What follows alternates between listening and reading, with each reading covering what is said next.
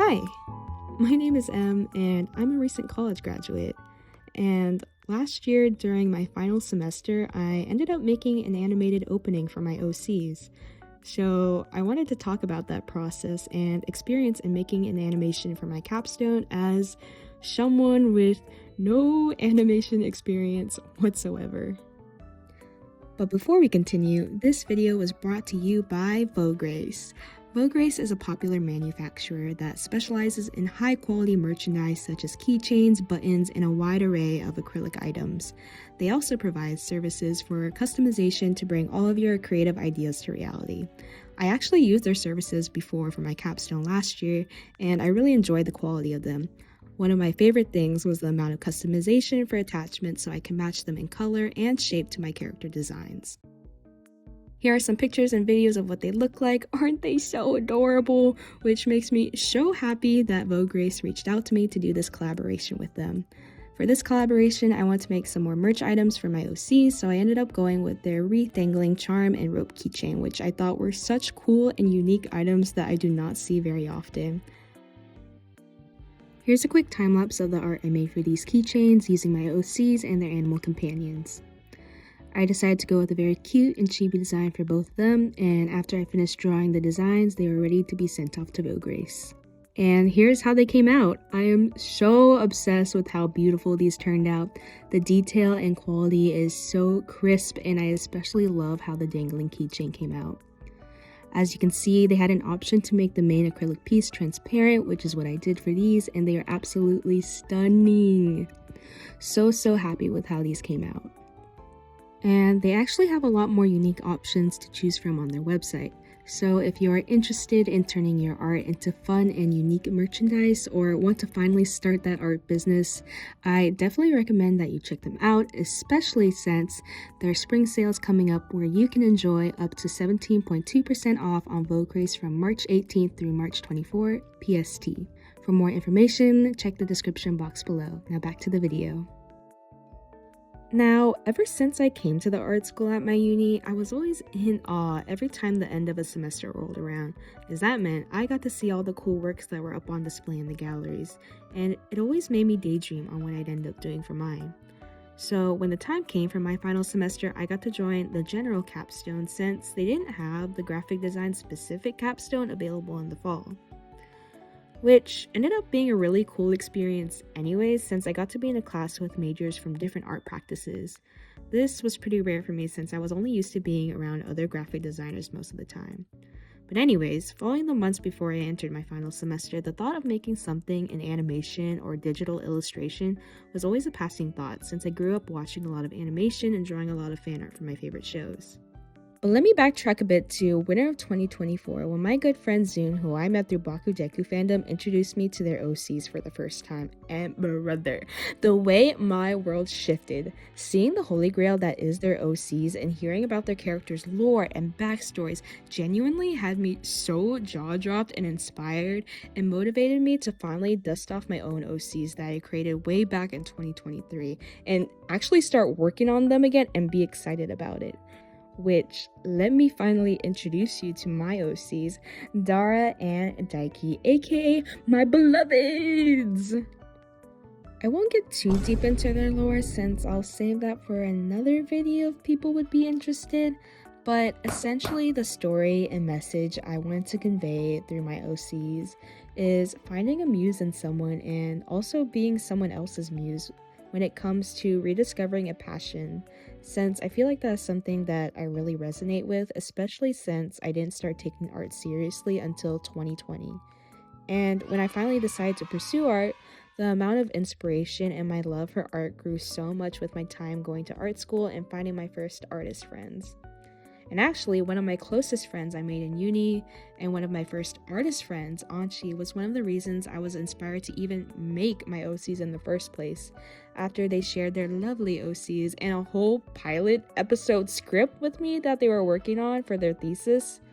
Still waiting for the continuation of them, by the way. So capturing that feeling of rediscovering a passion through others is a theme that I felt was quite fitting for a final project. So I jokingly thought, why not make an animation of my OCs for my capstone? And that was the end of that. To preface this, I am not an animation major of any sort. I'm not even a drawing or painting major. Your girl's a graphic design major with dreams and a believer of committing to the bit. So the first thing I did after I solidified my general lore and concept for the project was figure out, how do I even approach a type of project like this? Something I have no experience in. So I asked my good friend Zune, who actually did go to school for animation, for advice, and boy, did they help me tremendously, making me a whole ass PowerPoint crash course of the animation pipeline. So big thank you and shout out to you, Pookie, but this would greatly help guide me and serve as a great starting point and roadmap for my animation. First, I had to nail down what kind of animation I want to even make. Since my OCs were and still are very much new, the idea of an anime-like opening felt fitting. I didn't need to come up with any short plot when I was still unsure if I was going to rewrite them later on or not. And also, creative writing itself is its own art skill that I have so much respect for and have yet to hone in on. Shout out writers for real. So the idea of an opening allowed me to just focus on the vibes of the story, visual symbolism and themes, and treat it like a teaser for the story. It being an opening also gave me creative freedom to use my skills in motion graphics and graphic design to use and be more experimental, while I was also dabbling in frame-by-frame animation at a digestible scale for this project, since I only had 3 months to make this happen. Before I even started brainstorming ideas for the animation, I focused on fleshing out my characters' personalities, lore, and world. Once I had that framework, it naturally guided my creative choices and helped me decide what kind of imagery and emotions I wanted to convey. From there, I began brainstorming scenes, visual motifs, and sequences, writing down every idea that came to mind, no matter how rough. For instance, you'll see lotus imagery appear as a motif throughout the animation, since lotus flowers are seen as symbols of rebirth as well as beauty. This relates to my OCs, who go through a similar rebirth and rediscovering their passions through each other. Once I started organizing all of these ideas into a script and beat sequence, I went on to make the storyboard. Yay! Baby's first storyboard! But what exactly is a storyboard? A storyboard is essentially the blueprint of an animation. It outlines the narrative scene by scene and serves as a visual plan for the entire project. It highlights the key moments, helps establish pacing, and maps out the motion, timing, and action of each shot. In short, the storyboard bridges the gap between concept and animation and where the story truly starts to take shape. However, when it comes to my usual art process, I am very much a go with the flow, guns blazing, aka me staring at my screen for hours until inspiration strikes. So all the script writing and storyboarding is definitely out of my wheelhouse and something I don't usually do. However, since this is my first time animating for a really pivotal project, I want to mimic the animation pipeline as closely as possible and be methodical with it. That way, I don't risk the chance of backtracking or making major changes later on.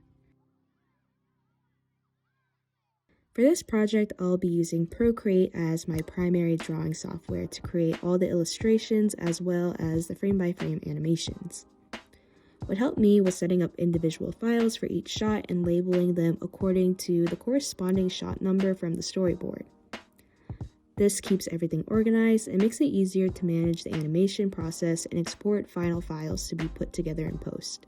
Since this is my first attempt at frame-by-frame animation, I decided to tackle simple shots like eye movements and head tilts, something manageable so I wouldn't overwhelm myself. You gotta learn to crawl before you can run, right?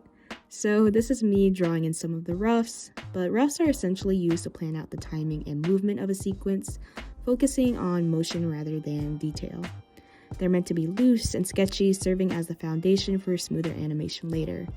This stage involved a lot of trial and error as I worked to make the movement feel natural, while also figuring out where each frame's breakdown should occur before I can move on to cleanup. Which cleanup took me so long to get into the flow of, as it is a very tedious and time-consuming part of the process.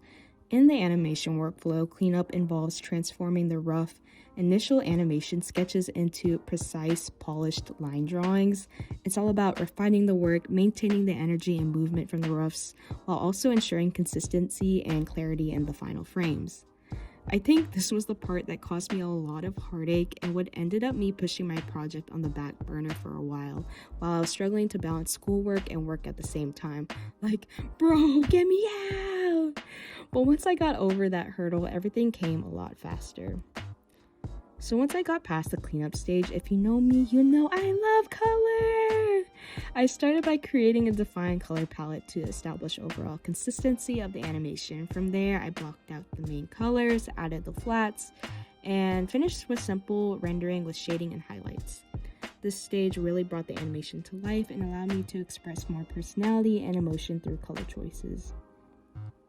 While the animation process is in production, I also spent time designing various assets on the side. Some of the assets I designed and drew included everything from environmental elements, backgrounds, and props for the characters, all of which helped create a cohesive and engaging world for the animation. Me and After Effects go way back. I don't know if you can tell from my previous videos if they're still up or not.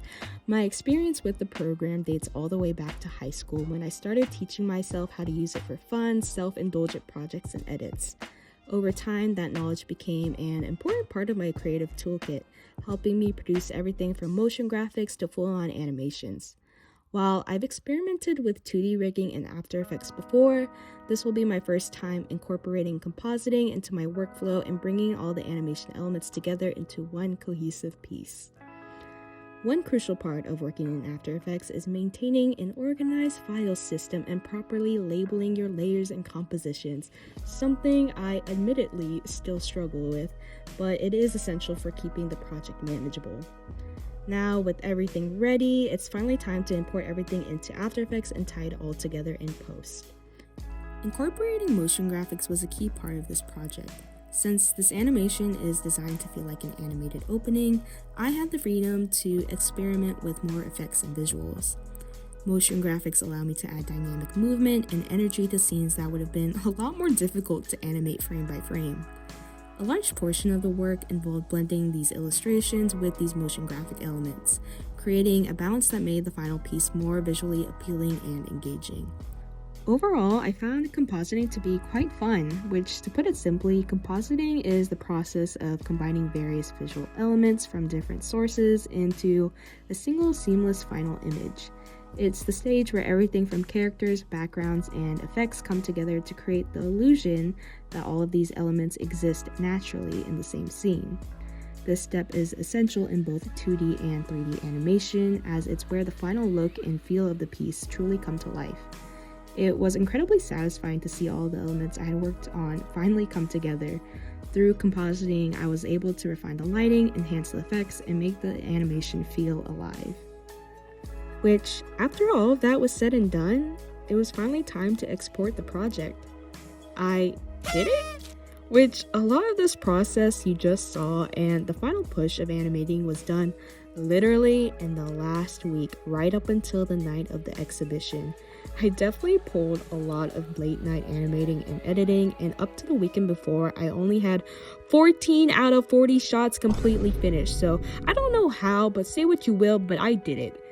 But anyways, it was time for the show. Setting up for and going to the night of the exhibition was honestly so much fun.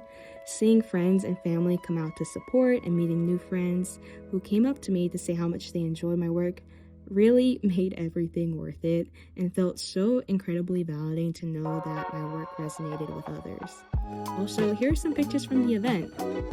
Honestly, huge shout outs to all my friends and family who supported me and put up with my 101 million crash outs and for still encouraging me. This literally would have not been possible without that support, and this animation is a testament to that. I love you guys! And I honestly still can't believe I was able to pull this off. It's not every day that I get to work on a fully encompassed project like this. Something that is fully self-directed, original, and realized by me is something I've always dreamed about. Is it perfect? God, no. But this experience has definitely been the gateway for me into getting more into personal and creatively fulfilling projects. So I cannot wait to work on more and tell more of my OC stories. So if you made it this far, thanks for watching. Bye!